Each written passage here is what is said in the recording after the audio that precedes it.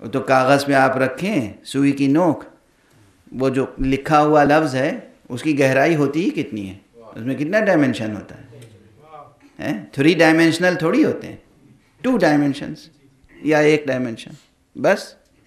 نقطہ تو ڈائمنشن لیس ہی ہوتا ہے. پوائنٹ میں تو 3 ڈائمنشنز میں سے کوئی ڈائمنشن نہیں ہے. خط جب بنتا ہے تو اس میں 1 ڈائمنشن ہے، سرفیس جب ہوتا ہے تو 2 ڈائمنشن ہو گئی. اگر آپ پورا بے لکھیں گے تو 2 ڈائمنشن بنے گی، ہے نا.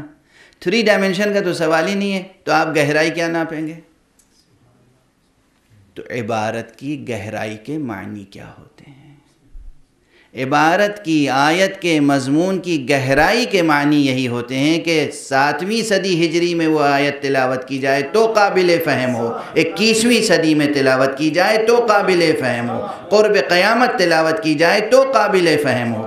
عبارت ایک ہو لیکن تہ در تہ مضامین اس میں اتنے ہوں جو ہر نسل کی ضرورت کو پورا کر سکے. واضح ہے؟ اور اسے تنکے سے نہیں ناپا جاتا، اسے زنجیر سے نہیں ناپا جاتا. واضح ہے نا بات؟ اب یہ تہداری جو ہے، اس میں ایک نقطے کا اور خیال رکھیں. پیغمبر صلی اللہ علیہ وآلہ وسلم نے خود فرمایا،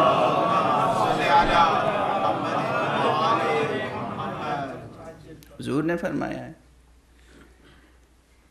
کہ اس کا ظاہر جاذب نظر ہے، اس کا باطن عمیق ہے، اور اس کے باطن کا باطن ہے، باطن کا باطن ہے، باطن کا باطن ہے، اس کے بطون بہت ہیں. حضور نے فرمایا. اور یہ لازم تھا، یہ قرآن اس صنعت کے ساتھ نازل ہوا ہے.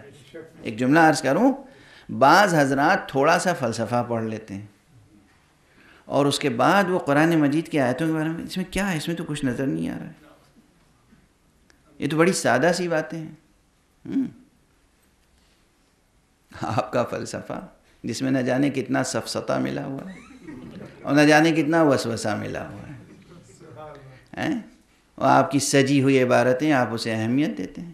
یہ قرآن اس لطیف پروردگار نے اس لطف کے ساتھ نازل فرمایا ہے کہ کھیت میں کام کرنے والا مزدور بھی اپنے نفس اور ذہن کو اس سے مطمئن کر سکے، اور ایک انتہائی دقیق مسائل پر غور کرنے والا مفکر اور فلسفی اور اسکالر بھی مطمئن ہو سکے. تو اگر صرف آپ کی علمی اصطلاحوں میں بات ہوگی تو وہ غریب کیسے مطمئن ہوگا؟ وہ اپنے رب کا لطف سخن کیسے حاصل کرے گا؟ اس کھیت میں کام کرنے والے عام مزدور کو کیسے اطمینان ہوگا کہ میرے رب نے مجھ سے بھی گفتگو کی ہے؟ آپ چاہتے ہیں پروردگار صرف آئنسٹائن کے لہجے میں ایکویشنز میں بات کرے، E=mc²، یہ چاہتے ہیں آپ؟ یا صرف ابن سینا کی زبان میں بات کریں، صرف ملا صدرہ کی زبان میں بات کریں؟ وہ غریب، وہ عام آدمی کلمہ لا الہ الا اللہ اور محمد رسول اللہ کہنے کے بعد کیسے محسوس کرے گا کہ ہمارا رب ہم سے گفتگو کرتا ہے؟ یہ قرآن اس اسلوب میں نازل ہوا ہے کہ ایک عام انسان بھی محسوس کرے کہ رب اس سے ہم کلام ہے، اور ایک عالم بھی محسوس کرے کہ اس کا رب اس سے ہم کلام ہے. یہ ہے تہداری، یہ ہے اعجاز، یہ ہے قرآن مجید کے معجزہ ہونے کا ایک پہلو.